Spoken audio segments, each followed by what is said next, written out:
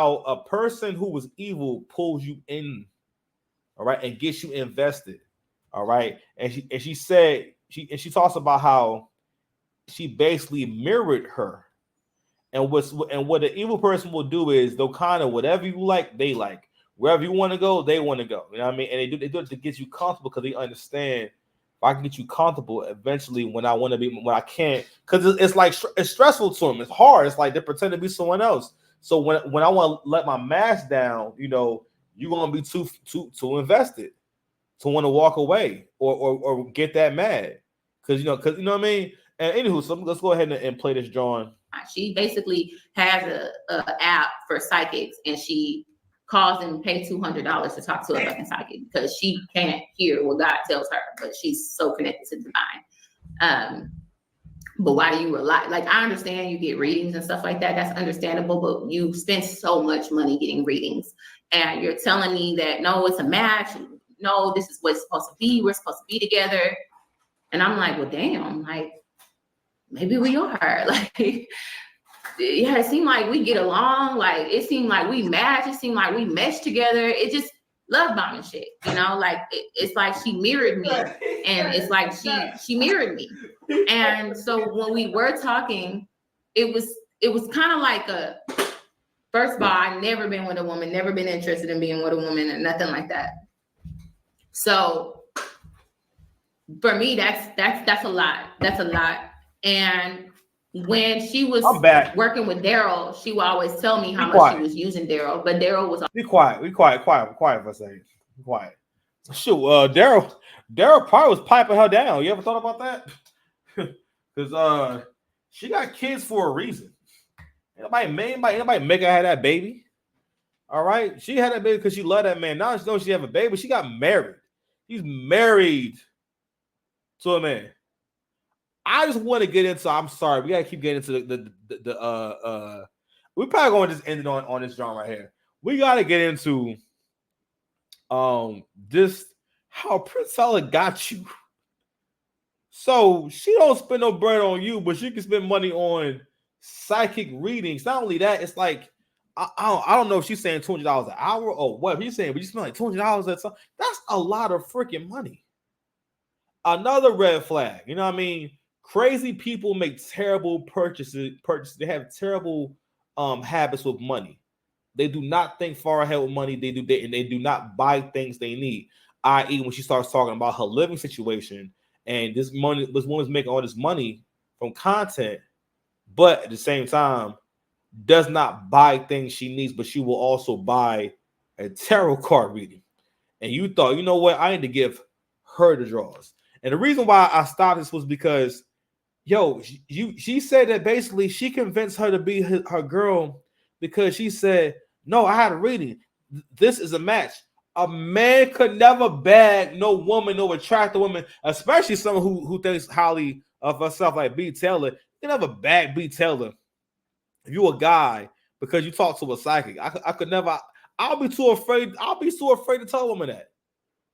I'm like, man, listen, shoot. I mean, even if it was something good, even if it was my girl, I'll be afraid to say, hey, babe, I had a tarot card reading, and guess what? Like, what? You know what I'm saying? Or I wouldn't be able to get a girl that I ain't been with yet off of a psychic. Anyway. Also using her, and she would say, yeah, I'm using Daryl to get back at the manosphere because she was so determined to get back at the manosphere. She used Daryl as in like, I'm going to use him as an example. Like, you got to whip these men into shape and they'll do what you say. But if Daryl messes up, I'm going to cut him at the legs. And we all publicly saw that happen, that she cut Daryl long at the legs. He lost his support. He lost his followers because he was acting up, And when you witness something like that and somebody having that much power and pull on social media, that shit is actually kind of scary because at this point, I haven't been really posting on my channel. I haven't been building my own brand. I left the manosphere and now I'm over here with her.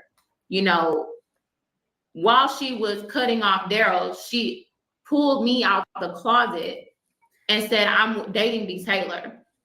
Like, she's never once asked me to be her girlfriend. It was just like, she just claimed me as her girl. That to me wrecked my freaking nerves and it made me like, I didn't speak up for myself because we weren't really dating. We were kind of like talking and getting to know each other. I was a little curious, so here and there, but she put it out there before I was ready to even. You did that without my permission. You pulled somebody out the closet without my permission and you let all these people know. So that's pressure on me to keep this up. It's pressure on me to keep this up. So now I look stupid to the world and everybody know my business that me and you may be talking and messing with each other. So it kind of at this point, like, damn, I called her and was like, hey, my phone is blowing up. I didn't expect for you to say that. I didn't know we were like, and she was like, well, I'm living my truth and it's true. We are. And you can't be ashamed of that. Like, kind of like yelling at me, kind of like mad that I would even be like hesitant to it. It was like, well, you the one who was saying. So look, she bought up her second girlfriend. So for those who are asking, what happened to Priscilla's second girlfriend? While all of this was happening, I even asked her what happened to Priscilla's. What's going on with your girlfriend? When I first met up with her, she said her girlfriend knew that she was out and about with me. But did your girlfriend know that she was touching on me? You was touching and rubbing on my legs and saying that this is an open relationship? I feel bad for her second girlfriend because she would say, oh, she's so vanilla. Like, as in she was this Hispanic and Filipino woman. And she was like, she's just so vanilla and she's just too sensitive. But that's red flag right there because I'm like, okay, so if we're involved with each other, you're publicly claiming me on your social media platform. Now your audience is asking.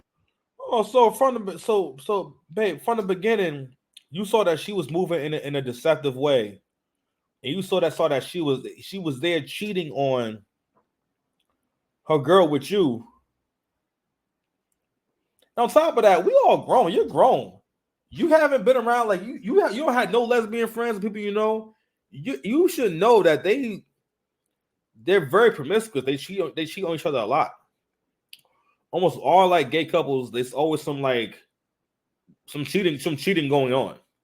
It's kind of a part of the dynamic because it's two women or it's two guys. You know what I'm saying? Like not much order to it. You guys don't necessarily have roles unless you want to have a role. You know what I mean? Or y'all would have to agree on it. There's no role you really fall into naturally, nature-wise, necessarily. You know what I'm saying? So anyway, we get ready to wrap up, man. I kind of just wanted to hear her talk more about this part. What happened to the second girlfriend? I couldn't say what happened to her. I don't know. I just know that the girl mother was sick and P was like, she didn't have time for me. So the girl basically told her, P, go get you another girlfriend. Then P comes back and tell me, yeah, I talked to her and told her I found another girlfriend. The second